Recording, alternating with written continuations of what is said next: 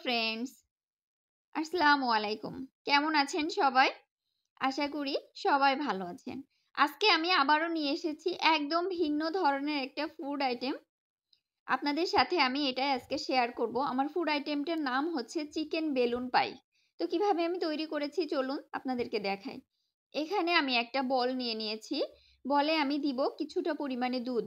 দুধটাকে আমি আগে থেকে ফুটিয়ে নিয়েছি, গরম করে নিয়েছি। এখন দুধের ভিতরে দিব আমি 1 টেবিল চামচ পরিমাণে ইস্ট। এখানে দিব 1 টেবিল চামচ পরিমাণে চিনি। দিব কিছুটা লবণ, অর্থাৎ স্বাদ অনুযায়ী লবণটা দিতে হবে। এখানে আমি দিব 1 টেবিল চামচ পরিমাণে সয়াবিন তেল। তো সবগুলো আমি দিয়ে দিয়েছি। এখন আমি একটা কাঁটা চামচের সাহায্যে সুন্দর করে মিশিয়ে নিব সব উপকরণগুলো একসাথে। তো এই যে আমি সবগুলো মিশিয়ে নিয়েছি। এখন আমি এটার ভিতরে দিব আপনার কিছুটা পরিমাণে ময়দা, অর্থাৎ এই যে আমি মগটা নিয়েছি, এই কাপটার আমার এখানে 1.5 কাপ পরিমাণে ময়দা লেগেছে। তো একটা পারফেক্ট ডো তৈরি করার জন্য যতটুকু ময়দা লাগে ঠিক ততটুকুই এখানে ইউজ করতে হবে। তো এই যে আমি ময়দাগুলো একবারে দিই নাই, আমি একটু একটু করে দিচ্ছি। দিয়ে আমি একটা সুন্দর ডো তৈরি করে নিব। আমরা নরমালি রুটি তৈরি করতে কি পরোটা তৈরি করতে যেভাবে একটা ডো তৈরি করি, ঠিক এই ইনগ্রিডিয়েন্টসগুলোর সাথে সেরকম প্রয়োজন মতো ময়দা লাগবে, সেই পরিমাণে দিতে হবে। তো এই যে আমার ডোটা অনেকটাই হয়ে এসেছে তৈরি। আমি এইভাবে হাত দিয়ে দিয়ে সুন্দর করে মুথে নিব। তো দেখুন আমার ডোটা তৈরি হয়ে গেছে। ডোটা আমার অনেক সুন্দর সফট হয়েছে, মানে হাতের সাথে আর লাগে না। তো এই যে আমি ডোটা তৈরি করে নিয়েছি। এখন এই ডোটাকে আমি আধা ঘন্টার জন্য সাইডে রেস্টে রেখে দিব। তো আমি ডোটা রেখে দিলাম। এখন আমি চিকেনের ইয়েটা তৈরি করব। চিকেনের আমি পুরটা তৈরি করে নিব। তো এখানে আমি চিকেনটাকে ব্লেন্ড করে নিয়েছি। এখানে আমি ছোট ছোট আলু, 2টা আলু ছোট ছোট করে কিউব করে নিয়েছি। তো আমি এই চিকেনের পুরটা কিভাবে তৈরি করি চলুন আপনাদেরকে দেখাই।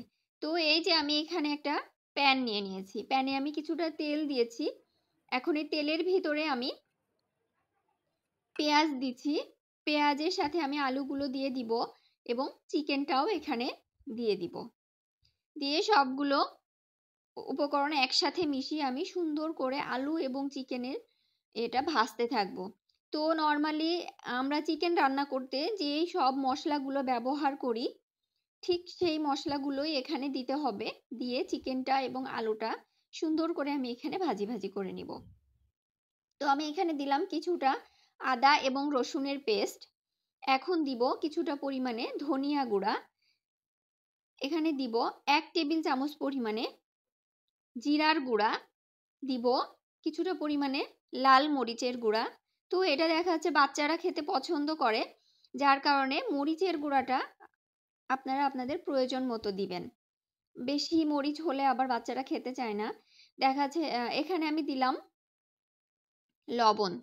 তো সব উপকরণগুলো আমি দিয়ে দিয়েছি। দিয়ে আমি এখানে এটাকে নাড়তে থাকবো যতক্ষণ না পর্যন্ত আমার মাংসটা এবং আলুটা সুন্দরভাবে সিদ্ধ এবং ভাজি ভাজি না হবে। এই যে দেখুন আমার এখানে মাংসের এটা ভাজি হয়ে গেছে। তো এটা এত সুন্দর টেস্ট আসছে যে আপনাদেরকে কিভাবে বুঝাবো। তো আমার রেসিপি এগুলা যদি ভালো লেগে থাকে বাসায় ট্রাই করবেন, দেখবেন কেমন লাগে।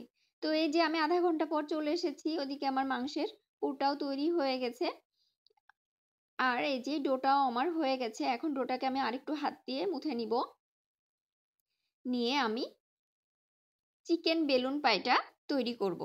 তো এখানে আমি ডোটা এখন ছোট ছোট করে নিব লেচি করার জন্য। তো এই যে আমি এইভাবে ছোট ছোট করে টুকরা টুকরা করে নিচ্ছি। তো এই যে দেখুন আমার সবগুলোই আমি ছোট ছোট টুকরা করে করে নিয়েছি। এখন আমি সাইডে একটু তিল নিয়েছি। এখন এই তিলের ভিতরে আমি এই ময়দার ডোগুলোকে একটু চেপে চেপে এই একই সাথে আমি তিলের সাথে এগুলোকে গলে নিব। তো এই তো আমি এগুলো এখন সুন্দর করে একটা বেলনার সাহায্যে এগুলোকে বলে নিব। দেখুন আমি এইভাবে খুব বেশি বড় করব না, মানে ছোট ছোট করে একটা লেচিতে যেন 2টা আমার চিকেনের হচ্ছে বেলুনির এগুলো তৈরি হয়, সেই রকম সাইজ দিয়ে আমি এটাকে তৈরি করে নিব। তো এই যে আমার হয়ে গেছে, এখন আমি একটা এখানে নাইফের সাহায্যে এটাকে কেটে 2 টুকরা করে নিব। তো দেখুন এই যে আমি 2 টুকরা করে নিয়েছি, এভাবেই আমি সবগুলো তৈরি করে নিব। এই যে আমার সবগুলোই অলরেডি তৈরি হয়ে গেছে। এখন আমি চুলায় আবারও প্যান নিয়ে কিছুটা আমি তেল নিয়েছি। এখন তেলটা আমার গরম হয়ে এসেছে। তেলের ভিতরে আমি ময়দার পিসগুলো আমি সুন্দর করে লাল লাল করে এখানে ভেজে নিব। তো এইগুলা যদি আপনার হচ্ছে ফুলে তাহলে ভিতরে অনেক সুন্দর ফ্লাফি হয়, কিন্তু না ফুললেও সমস্যা হয় না। ভিতরে একটু আপনার দেখা যাচ্ছে নাইফের সাহায্যে একটু ইয়ে করে দিলে যেগুলো ফুলবে না সেগুলো সুন্দর ভিতরে ফ্লাফি মানে তৈরি করা যাবে। সেই রকম একটা লেচি তৈরি হয় এগুলার। তো দেখুন এগুলো আমি এইভাবে সবগুলোই লাল লাল করে ভেজে নিব। তো এই যে আমার অনেকটাই ভাজা হয়ে গেছে লাল লাল করে। দেখুন আমি সবগুলোই একইভাবে ভেজে নিয়েছি। এখন আমি এইগুলো একটা কেচির সাহায্যে কেটে নিব এক পাশ। দেখুন আমি কত সুন্দর করে কাটছি এবং ভিতরে একটু থাকবে আপনার, কিন্তু ওই যে নাইফের সাহায্যে একটু হাত দিয়ে করে দিলেই ভিতরে সুন্দর ফ্লাফি হয়ে যাবে। তো দেখুন একটা দেখাইলাম, আরেকটা আপনাদেরকে দেখাই আমি। এই যে দেখুন কত সুন্দর ভিতরে মানে ফাঁকা আছে। তো যেগুলো হবে না সেগুলো একটু নাইফের সাহায্যে করে দিলে আপনার ভিতরে ফ্লাফি ভাবটা চলে আসবে। এখন আমি এইগুলার ভিতরে মাংসের পুর এবং আমি এখানে নিয়েছি কিছুটা পরিমাণে শসা কুচি করে নিয়েছি, কিছুটা টমেটো কুচি করে নিয়েছি। তো সবগুলো আমি এখানে দিব, দিয়ে সবগুলোই তৈরি করে নিব। দেখুন আমি এইভাবে সব শসা এবং টমেটোগুলো সবগুলো একে একে দিব, দিয়ে আমি প্রত্যেকটা লেচিকে আমি এইভাবে তৈরি করব। তো বাসায় আমার রেসিপিগুলা তৈরি করবেন এবং বাচ্চাদেরকে খেতে দিবেন। অনেক সুন্দর হয় এবং অনেক সুস্বাদু একটা খাবার। নরমালি আমরা নিজেরা তৈরি করলে সেগুলো ভালো লাগে না নিজেদের কাছে, কিন্তু এই খাবারটা এত সুস্বাদু খাবার যে কেউ পছন্দ করবে। তো এই ছিল আমার ভিডিও, আমার রেসিপি।